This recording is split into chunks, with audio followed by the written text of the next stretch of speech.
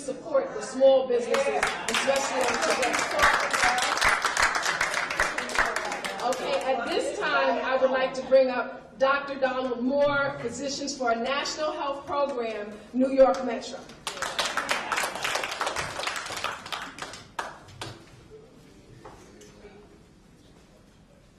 It's actually, well, first, good afternoon, friends, colleagues.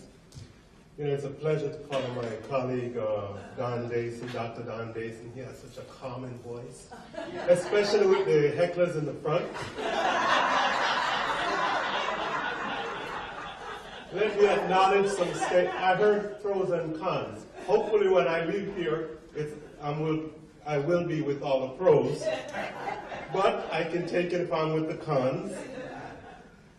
And I want to acknowledge some statements made by some of the earlier panelists. Obamacare, I believe that. I also agree that the principles of the Affordable Care Act is right on time. And there are many, many great things about the Patient Protection and Affordable Care Act. But the problem with Obamacare is that it's an inadequate attempt to fix a broken healthcare financing system. What do I say is broken? It's broken because it really doesn't work for most people. It doesn't work for me. I'm a doctor. I'm a doctor every day. I'm a doctor right now, and that's what I want to share with you. I'm not here for a political discussion. I'm going to talk to you the way I talk to my patients. So it doesn't work for me as a doctor. I'm an employer. It doesn't work for me as an employer. I'm also a patient. I don't have insurance. It doesn't work for me there either. I will get insurance on the exchange. I'll talk to you more about that later on if you want to talk about that, why the doctor doesn't have insurance. It doesn't work for me as a taxpayer, and I'll tell you a little bit about that as we go on. And certainly, you know, it doesn't work for hospitals. I don't know who it works for. That's our healthcare delivery system, not Obamacare. Obamacare is the inadequate attempt to deal with that. Why is it inadequate? It's really inadequate because it leaves in place the root causes of what makes our system fail. What are these root causes? First of all, we get our insurance from insurance companies. Now, healthcare is not a commodity like oil or gold, where you go to a marketplace and purchase it. We're talking about a personal issue here. Can it be obtained in a marketplace the way oil is traded and exchanged? I don't think so. Now, so what is the solution? You heard the solution. I'm here to give you the why. My colleague Dr. Don Dayson gave you a solution. What we need is to legislate a program of insurance where everybody has the same insurance. We have one insurance. This way, when my patients come in, I don't have to figure it out.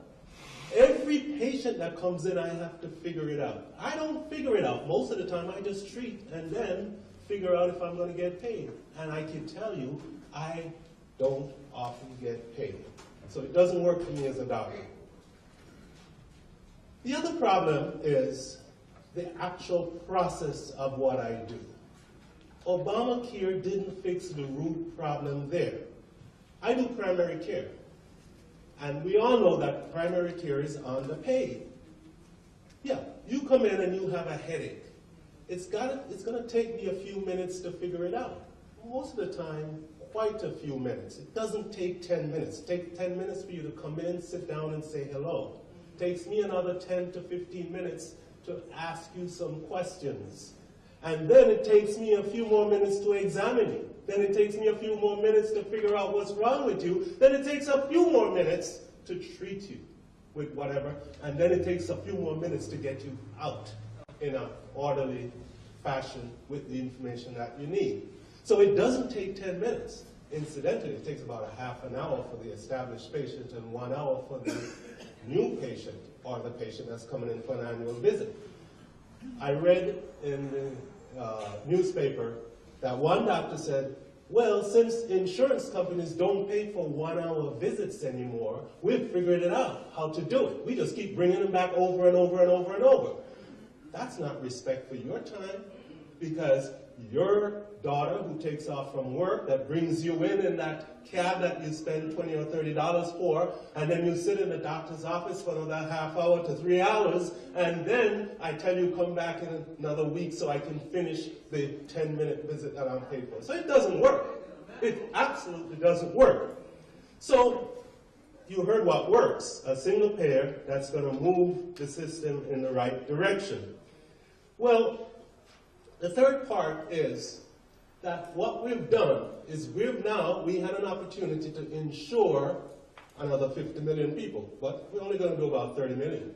So what do we do with this 30 million more people that are coming in the system? We say, why don't we give them to the insurance companies so that they can insure them again? Well, what are we doing? We're just offering an opportunity for more profits to be pulled out of the health care delivery system. Well, he says 2%. I thought it was 4% that Medicare actually took for their administrative charge. My friend over here, he takes 12, 13, 14%, and some take 30%. Well, whichever way you look at the numbers, they don't compare to what other developed countries are doing. They're taking their 2% and their 5%, and they're insuring the entire population, and they're giving them health care that really works. It doesn't work here because we have the highest infant mortality of the developed countries. Wow. We have one of the lowest life expectancy of the developed countries. 221 countries studied in a recent study for our life expectancy. America was 50.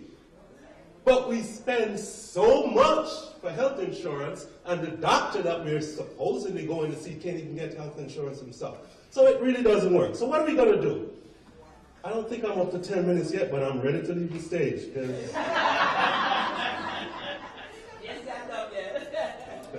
Well, basically, what we have to do is to figure a different way of doing this. You know, what I'm going to suggest that we do is we return the practice of medicine to the medical profession.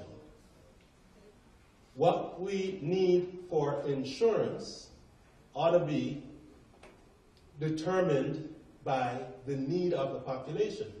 It should not be a commodity in the marketplace.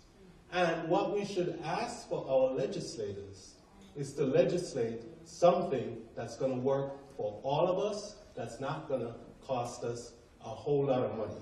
And I heard two comments that I want to differ with specifically. It was said that our insurance is going to cost us less. Well, you can figure it out.